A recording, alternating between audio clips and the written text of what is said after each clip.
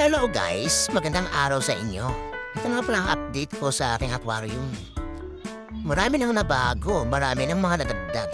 Nandito pa rin ang aking mga prickings. Ang prickings na angelfish. Hindi pa rin silang tatlo, peaceful. Nakikipagsabayan pa rin sa aking mga tetra. At ang aking mga red-eye tetra, very peaceful sila.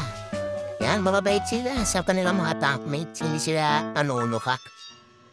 At itong mga Twistella tetra, X-ray tetra, behavior nila, mababait din sila. Hindi sila nang buburi ng ibang isda. Pero itong isa na to, Certae tetra, papansin ko labi sila nagbabanatan. Tinay nyo guys, yan mamaya-maya, pag nakakita sila ng kaparehas sila, babanatan nila.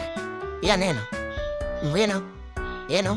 Kadalasan sila nagbabanatan, hindi ko alam kung bakit. Hindi pa na sila peaceful fish. Pero sa umpisa, nag-i-school sila nag-i-school.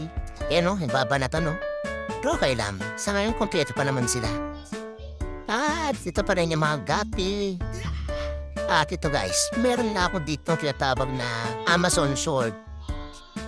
At ang aking...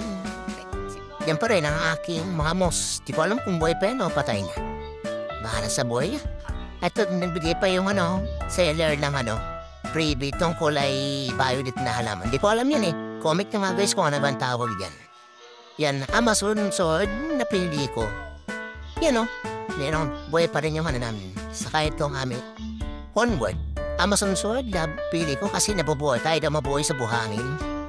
Bahala siya kung mabubuhay siya. Kung mabuhay siya, salamat. Kung hindi, ayos lang. Pero kung nabuhay siya, edi astig. Hahaha. Lang naman to na So guys, dito na lang. Happy keeping!